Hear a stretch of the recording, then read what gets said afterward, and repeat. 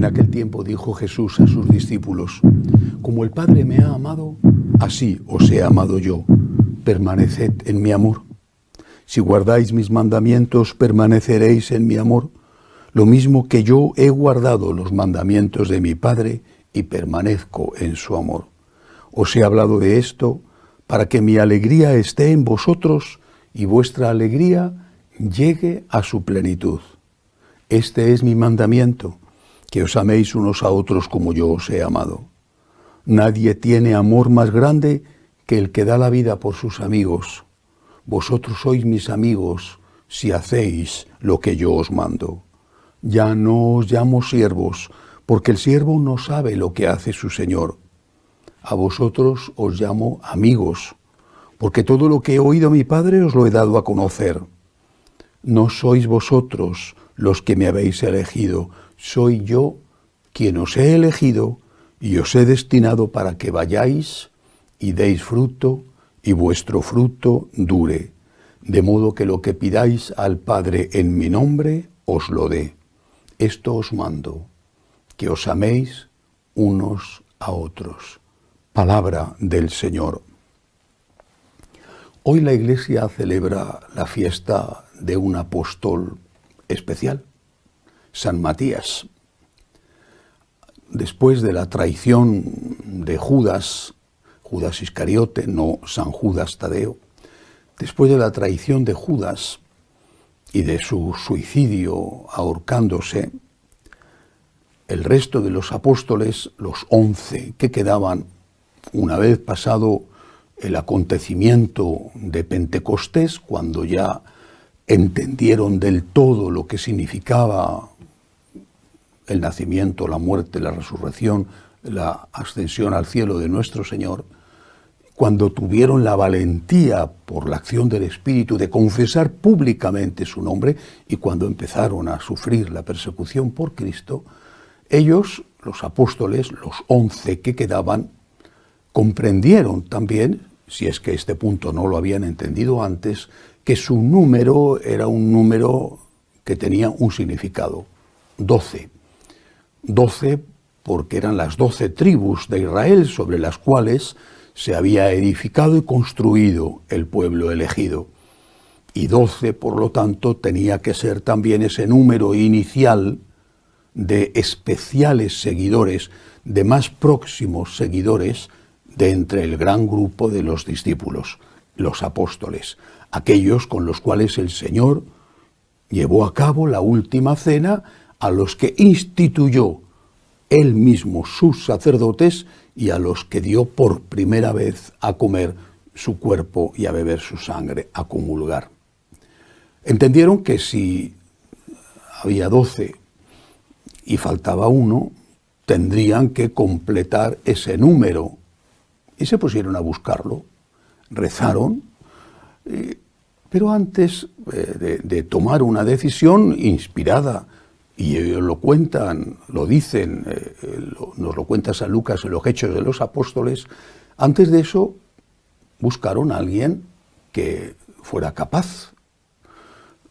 Habían elegido a 2, de entre los 2 pidieron al Espíritu Santo que se manifestara para saber cuál de los 2 tenía que ocupar el lugar de Judas. Pero la característica que buscaron no solo es que fuera una buena persona, una persona de comportamiento intachable, una persona de entre los discípulos que había seguido a Jesús y que estaba empapada de su doctrina, que podía, por lo tanto, enseñar lo que Jesús había enseñado y no otra cosa, no algo de su propia cosecha, sino, dicen, que hubiera sido testigo de la resurrección. Esto era lo esencial, porque lo esencial, lo definitivo, aquello que les convenció fue precisamente la resurrección. El nacimiento de nuestro Señor, su muerte en la cruz, toca nuestro corazón. Lo toca. Pero lo toca especialmente porque sabemos quién es el que nace y quién es el que muere crucificado. Hay todos los días millones de niños que nacen y seguramente, por desgracia, muchos en condiciones de mayor pobreza en la que nació Jesús. Y hay todos los días millones de personas inocentes que son asesinadas o mueren sin culpa por una causa o la otra. Pero ninguno es el Hijo de Dios. Es el hecho de que Jesús sea Dios lo que da valor a la encarnación, al nacimiento, a la enseñanza, a la muerte. Y ese hecho de que Cristo es Dios es lo que viene confirmado por la resurrección. Desde el acontecimiento histórico de la resurrección, los discípulos son capaces de entender, de mirar atrás, de leer, de interpretar, de comprender todo lo anterior y de darle a todo eso el valor debido. Es Dios el que se ha hecho hombre, es Dios el que ha dado la vida por nosotros, es Dios el que nos ha salvado pagando el precio de su muerte redentora, es Dios porque ha resucitado.